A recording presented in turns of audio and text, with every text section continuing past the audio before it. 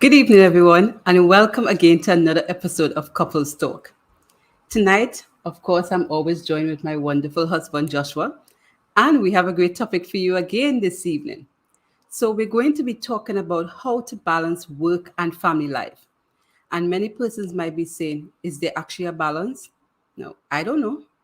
But I do know those who will be joining us this evening will tell us their perspective. Can it actually be done? Many persons have families, small families, large families, nuclear family, extended families, and they wonder how is it balancing both work life and family life and trying to manage, especially in this COVID time when children are home and you're trying to wonder, how do I make it through the classroom day? How do I make it through on the job, complete homeworks and still complete other tasks at the house? So You say you don't know. I'm like your child. I do my part to mess up the house and keep you busy. But I do understand what you mean. why is it you want me to embarrass you? That is fine. I'm accustomed to it by now. But we know that having children in the home changes the dynamics. And for that reason, we really wanted to bring in a young family who has two wonderful kids. But I know from time to time, they don't mind, sending them over at Granny for a night or two because they all need a break at times. So we really want to get from them, how do they keep it together? How do they manage their schedule? Because both of them are working, have demanding jobs, and two energetic young ladies that ready to, let them know, conquer the world, and remind them what trials they give their parents when they were growing up. They always say, God don't make mistakes. Right? I want to bring them into the session at this time, and we want to say good evening to Carlon and Le-Toya Crooks. How are you guys doing this evening? We're good. Pretty good. All right, it was interesting. Just before we came on, there were two lovely young ladies, young ones pushing their head into the cameras, making sure to keep noise. I don't know how you got them quiet. I'm not sure. I don't want to know the secret. I don't want anyone to know that they were tied up or anything of that sort. But I'm assuming it was done in a very, loving manner, however you were able to get them under control. But tell us about the family unit. Tell us about your family. How old are the kids? Let me know a little bit about, what is your background so that persons could understand what perspective you're coming from. Okay, how old are the kids? Yes. 20. Oh, we have two beautiful daughters. One is 6 years old and the other one is a year going on 20. Wow. All right. And, tell us about your work experience. I mean, is both of you working, as I mentioned, what is that like? What is your work schedule like? Most of the year, our work schedules are pretty hectic. We should be working 8 to 4. It sometimes can be extended to 8 to 6. Weekends. It depends on the season sometimes, Yeah. It goes on and on. Is it fair to say from the point that both of you have been married, and maybe that's my next question, how long have you guys been married? Let the man answer. I'd like to put us man on the spot. Let the man answer. How long have you been married, Carla? We have been married 9 years. In November will be 10. Way. Men representing. Don't ask me how long we've been married. Let's continue. No.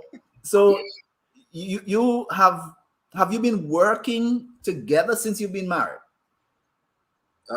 Yes, we both had our existing careers before we got married, and I think it got a lot more hectic after we got married. So from since you've been married, you've had to figure out how to balance individual careers even before they were kids. Then kids came into the picture. You think you got everything settled and everything current, and out. Then another one joined you just to make sure you really test, your ability to balance things. So with that being said, I want us to jump into the first question, Sean. What's the first question we want to discuss? And hey, we brought you here, huh? So we're asking the questions and you're going to be sharing, all right? Because that's the reason why you're here today. So Sean, what was the first question we want just to get your feedback? Do you use scheduling as a strategy to balance work and family life? If not, what do you use? All right. Talk to us. We do use scheduling. Sometimes scheduling doesn't work. So we use intuition and communication. Okay. So what does that look like? I mean, I hear these ideal of people, sitting and we have this nice calendar and we have, person say, sweetheart, it's on the fridge, you pick up this and then you get that one done and someone, so what is that journey? If you're not that strict, step one, step two, you pick up this, go there, then drop this and so on, what is that like? To be honest, we have tried that. We started off trying to be strict and scheduling. That does not work with. Especially before the children came, and it didn't work then. So as she said, we have both demanding schedule careers. So work time isn't always 8 to 4. Then throwing one child into the mix. You don't even compete 8 to 4 sometimes. Sometimes they compete 8 to 2, 8 to 1. Then another child, we just had to communicate. Babe, I can't make it this evening. I have this to do. All right, I'll pick them up. Or vice versa or whatever. So communication is the key when it comes to not being able to schedule. You say communication, but what happens in those times when both of you end up and have to go extra? Uncle Josh. Where does the Uncle Josh, communicate with our family or extended family as well. I love that. But I mean, I guess what I wanted to come across, are there times that you find yourself with struggle where somebody might have to compromise? Is it a case where it's understood that you compromise? What happens when one feel like, my job right now is more important than yours right now? I mean, have you found yourself in those type of situations? And, how did you deal with those type of conflicts? I don't think it's compromising. One's job is more important than the other. One's time might be more flexible than the other. So we usually use the option of one person is more flexible at this time than the other. And we really try to understand and work with each other, because today might be easier for me and tomorrow is a lot more hectic. And we really work with each other in getting things done. There's no other way to get it done. Excellent. Just before we go further, for those that are listening, just let us know how is the audio. If you're hearing us well, let us know in the comments that you're hearing us. Thank you, Bulletproof, for joining us this evening. I really want to know the name behind Bulletproof, because I've always seen the name, but thank you so much for joining us. And we definitely let us know how is it sounding so that we know. And the reason why I say that, I remember going through almost an entire live and Josh did not fix the audio. Somewhere along the line, we realized the audio was good. Thank you, Adasa, for letting us know you're hearing us well. All right, thank you. Sean, what's the next question we want to look at? How important is communication with your partner about what needs to be done? They started talking about that, but maybe just expand a little bit there. Why do you think it's so critical? You said you don't have a schedule and you said communication is key. But if you could delve even a little bit more, why do you think it's so critical for you to be able to communicate with your partner as it relates to just balancing work and family? Let me start off saying that we don't have a schedule per se, but we have routines. Mm-hmm. And in the morning, Daddy would make breakfast and I would get the kids ready. So we don't have a schedule, but we have routines that get things done a little easier from time to time. And communication is not just to get tasks done. Communication is our life. This is how we get through hard days, by talking to each other. This is how we plan for the future. I think we have grown to be that couple that talks all the time. If he having a tough day, he gonna message me and call me, and I'm gonna sneak away and talk to him for a few minutes. So communication is essentially what our marriage has been built on. You know what it is she's highlighting is something that we've talked about in many of our lives, where people think once we're in love, your marriage is going to be great. But what people fail to realize, if you can't communicate, healthy communication, as always emphasize and re-emphasize, is actually one of the foundations for a good marriage, you know. Because if I can't bare my soul to you and talk to you and be honest with you, and trust you in whatever it is I'm experiencing, it would make it more difficult, because I should be able to tell you I'm having a bad day. And even by through that would make it easier, because depends on what happens, might be a case of I'm having a bad day. I might have to do a little extra, and it'll be like, all right, I will deal with whatever needs to be done when we get home this afternoon because of what you're going through. So you realize that even though there's not a schedule, because of the communication and even a routine, it kind of helps, but flexibility takes place at some time. Excellent. And while we are discussing this topic, if you have a question, please feel free to put it in the chat, and we will do our best to address it even before we conclude. So excellent. Let's move on. Charlie, what's the next question we want to address? How important is it to take a break, and what strategies do you use? Going And back if to that strategies yeah, and word. if you don't use strategies, yeah. what do you use? Yeah, we just want to know. You guys take a break. I mean, with your busy schedule, what does that look like if you do? The word break isn't the right word. Sometimes it's what does a break look like? Yeah. All right. I think to couples, a break might essentially be have a different look. I think when people say, have you taken a break, they expect you to go away on a private island and be together. And sometimes taking a break is just getting them to bed at 8 o'clock. And that's the perfect break for us, So we try to take breaks. The word taking a break is not what it usually is. Because you could take a break from the children actually being physically here, but your mind always mentally on them. Are they okay? Yeah. All the little stuff. I mean, we have 2 daughters. At a certain time, the younger one needs her mommy's attention. On mornings, she wants daddy's attention. So it's difficult to say take a break, but there are points that we have time for ourselves. You mentioned something so simple, and for many persons, especially that don't have children, may not have an appreciation of that, which is the simple thing of having them be able to get a routine to get them to bed at a certain time, that you could actually have your one-on-one time.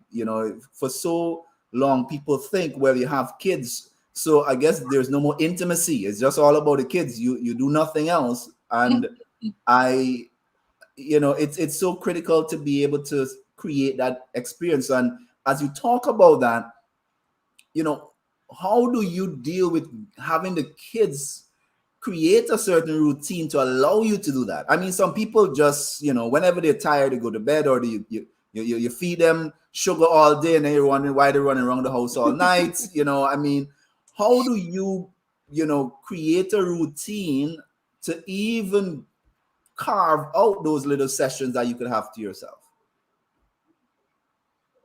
No, the honest truth, God blessed us with 2 beautiful children that some of the routines come naturally. But as they get older, they seem to go against the routines. But sometimes it's just appreciating the moments that we have. Um, they have a bedtime. They don't always acknowledge that they have a bedtime. And sometimes you just have to go with the flow and appreciate the time that you have with them. So it turns into a singing session when they don't go to bed. It turns into hide and seek, Backy rides. a backy ride. And, you know, we try not to get upset about it and we try to enjoy the moments, you know. And Again, too, you see, we have both demanding careers, so sometimes we don't get home at the time we need to get home to spend. So we have to thief a little from the bedtime, thief a little from the lunch, the dinner time. So Excellent. You know, just before we do, I just want to just give a reminder to those as Charlene comes in. If you're here and you haven't liked the page as yet, please make sure to like. You know, subscribe. We post videos every week, so click that notification bell. So once we go live, you will be notified. Charlene, anything on your end? I just wanted to highlight that, you know, many times persons appreciate that they have children and they take it to the extreme where they think that because they have children, they no longer should have a life. And one thing I always remember what the Bible talks about is that when God created Adam, he noticed he was lonely and he gave him Eve. And he went through this effort to create this woman for him and what this union should be like. But did you notice when he mentioned children, he says a blessing, but he didn't go extra. And then he went into other texts talking about what marriage is like and how the church is like marriage, which means that marriage is the foundation for everything. Marriage is supposed to be long term. But in terms of children, children is a blessing, but it's not yours to keep. So when you sacrifice your marriage and then the children moves on and start their own lives, then what is left in your marriage? So I'm saying this to remind persons that even though you have children, don't allow the children to suck your life where your marriage is affected. So no matter what routines you go through, you know, what hiccups you're going to, remember, keep some alone time. Preserve that because you see, when they run off to college, they're not too big on concern about what mommy and daddy thinks at this moment. They're looking to see what life they can build. And when they move on, move into a new home, find a spouse, you're left wondering, but they're ungrateful. But no, that's what God designed it to be. And then now you're left stranded with someone in a house that you're a stranger with. You know, and that's why when when I heard Colin talking about, sending a message to Toya when he's having a bad day or vice versa, it's just a reminder that as much as the children take so much and need so much attention, you have to be intentional about the intimacy within your marriage. You have to ensure that you create that type of experience, no matter how difficult it is, no matter if it is once a month. Go for some ice cream. Go for some ice cream. Granny there, Uncle Josh here, something, just something to remind yourself. Right? You're holding me to that. Yes, Right? they're holding you to But that. you got to remind yourself what it was like when you were, dating, when you got to connect. You might not have it every day. You may not be able to do that every week, but you surely have to create that time with each other to just remember that I am still attracted to you. You're still attracted to me. We could still have, those wonderful experiences that you may not always be in the first thing of your mind, because once the kids are there and they have their needs, you have to address it, and it's just a natural sense. But you got to be intentional about that, or else things could just get cold within the marriage. So go ahead, Colin. But you see, I like how you put it, but sometimes we don't even really have to get someone to look at the kids. We can literally do it during the day. I call her, she call me. We sneak away to lunch. We go and have lunch. I mean, we might have 15, 20 minutes, but it's valuable time. It's valuable time spent. Yeah. I wanted to share, Alex shared a comment. Before college, they start finding their own space. So a couple has to find a way to keep themselves a couple. I love that. No matter what, you have to reflect as to when you started, and that has to really ensure that you keep it alive, that you find new ways of ensuring that if that's the lunch getaway, it's the simple things that really makes all the difference. We don't have to wait until we jump on a cruise and all these fancy things, because those happens far and in between. So you got to be able to find those little moments that you could just really enjoy it and cherish those moments as they come along. The next question, Charlene. Why do you think it is important to be flexible and willing to change plans when necessary? And Karen just thinking that's my life, man. I mean, I gotta be flexible. We have to be flexible. We have to be flexible. It's the only way It's to the live. only way. It's the only way. Right? I mean, have you found times that you've made your plans, probably were supposed to travel, maybe you were supposed to do something for work, maybe something was to happen, and everything just get turned upside down? Maybe one of the child is not feeling well, maybe something happened, and and you just have to rearrange everything. You had to travel and something has happened. I mean, what has been those kind of situations in terms of just realizing that I can't take things too serious, I just have to adjust? Sometimes you literally have to put family first. I mean, there are mornings I get up and I say, babe, something come up, I will call and call in sick or take the day or something. You don't want to be saying those things. Actually, say it out loud so all the men who are listening will hear If my how child the is flexibility works. so if I call in sick because my child is sick, I am sick. Anyhow. See, yeah, because he's sick, he's mentally sick because his child is sick, so he's sick. Exactly. And please note, as a professional, mental health professional, we do support mental sickness. We take it seriously. You know that a person can be mentally sick as they're physically sick. We're not talking about crazy. We're talking about persons are stressed and sometimes they need to distress and take a day. It's a pity we don't embrace it as a sick day, but if it is you need to take a day as a sick day, take it. I think you said that just in case if Carl and Boss watching and I'm preserving the life of all the people in Trinidad and Tobago and all those who are watching. We all need that one day, And thank God in Trinidad and Tobago we can take 2 sick days without a sick leave. So God is wonderful. Yes. But yeah, you're talking about being flexible. As I was saying, in getting back to the question, how could it not be important to be flexible? Sometimes the weatherman says no rain tomorrow and we get up, it's flooding. So how not to be flexible? I think early in our marriage, it was so important to me to have a schedule and to be strict with the schedule. But sometimes schedule could bring more havoc to your marriage than it could bring happiness. And you shouldn't be interested in doing things that are harmful and stressful to your marriage.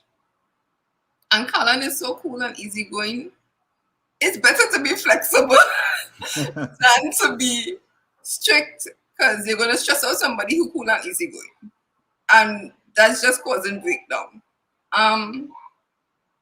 Flexibility is part of life. It's part of enjoying life. Some of our hardest days, we come home and we plant flowers and pull weeds, and that was not the intention. I came home with a strict idea in my mind that I was going to do this and I was going to do that, and nothing got done except tending to the flowers and picking some mangoes and watching the girls run around in the yard. And we were happier with that than sticking to a schedule. So flexibility is so important in our marriage, and I think it could be useful in other marriages. Sometimes it's easy to go with the wave than against it. Charlene, we have one last question as we looking to wind down. Go ahead, Charlene. What advice would you give to couples who have children and find difficulty balancing their work and family life? Listen, it's not easy. It's not going to be easy. But for each couple, you have to find your own dynamic that works.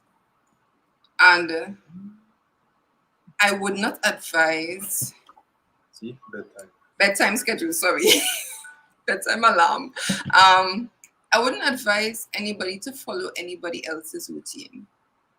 What works for you might not work for me. But there's always some way to find some happiness. I wouldn't call it balance because balance is a tricky word in this equation. But you could find happiness in everything you do. Some days are harder than some.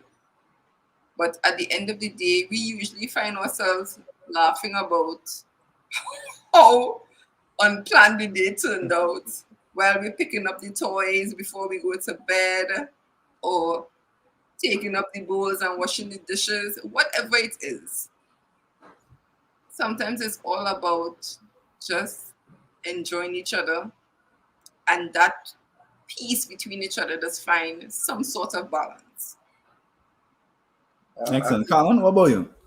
I think communication. I think one of the biggest thing in a marriage is to communicate. Yes, children come around and turn it upside down, but you still have to communicate. Me, my wife saying, "Babe, I'm tired. I can't make tea. I need to go and lie down." Is okay. That is not a problem. And you see, those little things we sometimes put responsibilities on ourselves that we don't have to carry by ourselves. That is why we have spouses. That is why we have someone we say that we love and care for to share. And that is so important because sometimes Toya come home and she has a headache. Sometimes I had such a hard day and I'm still on the phone dealing with something from work. I went to Charlottesville or something, and it's just we need one another. And communicating is the only way we could tell one another. Sometimes we plan to do a big dinner and cook, and we end up eating cereal and bread and peanut butter. Exactly. And it was the best dinner we had in a while. So it's just about trying to find some happiness, some peace, and you want that in your marriage. You want to communicate freely. You want to be vulnerable with this person. You want to share everything with this person. So there's no room for making it extra difficult with trying to stick to somebody else's ideals of what your life should be. And last but not least, always communicate with your Heavenly Father. Oh, yes. You have any issues, no problem talking to you. Trust me, He does answer. I love that. And that leads us to, some scripture reference that, we would have asked you to share. But just before we do, Bulletproof is dropping some metaphors on us here. I'm going to try to make sure I interpret it. Bulletproof is saying here, keep your bow out of the surf or spray, or you will plunge into destruction. Totally agree with flexibility. Giving your partner the opportunity to adjust to unforeseen incidents leads to growth. And he goes on to say, go ahead, Charlie. And sharing in those experiences together builds a companion that gives you strength during times of confusion. And that is so true. And I like that comment. We really need to give our partner just that opportunity to not feel that I have to do this. I could take a break. We could settle on things. Sometimes it might mean, we're just going to buy dinner tonight. I'm sorry. We were tired and we're just going to call in something and just relax tonight because it's just been a very tough day. But as Carlon was mentioning, we really need to bring God into it at times when it's just overwhelming. So we would have asked them to share a Bible reference that is meaningful to them. And they use Matthew chapter 6, verse 31 to 34. Anyone on your end could just read it? Therefore take no thought, saying, what shall we eat? Or what shall we drink? Or wherewith shall we be clothed? For after all these things do the Gentiles seek. For your heavenly Father knoweth that ye have needs of all these things. But seek ye first the kingdom of God and his righteousness, and all these things shall be added unto you. Take therefore no thought for morrow shall take thought for the things of itself. Sufficient unto the day is the evil thereof. All right. And Charlene and I had two scripture reference that we just wanted to share. Charlene, you could do the first one. Above all, clothe yourselves with love, which binds us all together in perfect harmony. Colossians 3:14. And the final one, so encourage each other and build each other up, just as you are already doing. First Thessalonians 5:11. So we just want to say thank you for our couple that is joining us tonight to just drop some knowledge for us. I take away from that, Charlene, that sometimes you can't rely on the schedule. Sometimes you just got to communicate, you got to be flexible, and don't necessarily try to put unnecessary pressure on each other. What did you take away from tonight? We're learning, huh? We're making sure we take our notes so that we don't repeat the mistakes. What about you, Charlene? What takeaway? Well, I like the fact that Carlon makes sure to emphasize and re-emphasize the importance of communication. That because of that is what made the balancing act easier. So even though there's not a schedule and the routine might get flipped at times, that because they communicate and they take that effort to do so, it becomes easier to be flexible.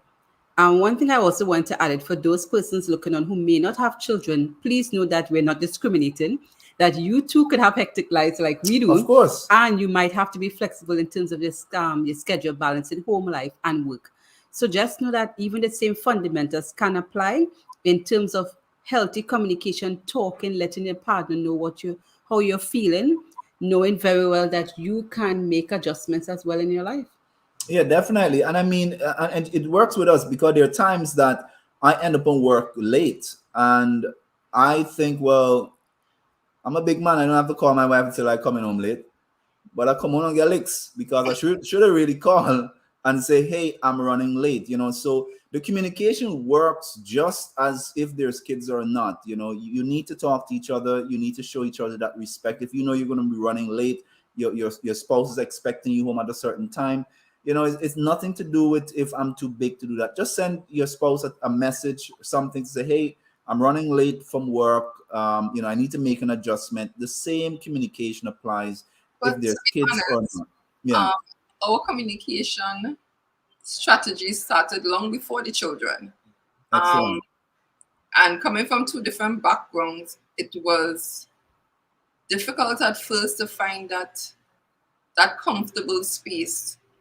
And it's before the children really got into talking to each other. I didn't know Colin was such a big talker until we got married. So, you know, our communication skills really started. We started the engine early and it only blossomed. And it was a comfortable space for us to come back to when we had the children in difficult times because we were already there.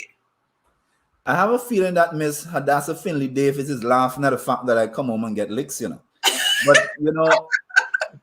at some point we get licks when we don't do what we're supposed to do. And so men, if we need to call and say that we're going to be running late, if we need to make adjustment, do so. So I'm not afraid to say I take my licks in peace and then I go out and show a good face. So we want to say thank you so much, Carlin and LeToya, for joining us as we discuss the topic, how to balance work and family life.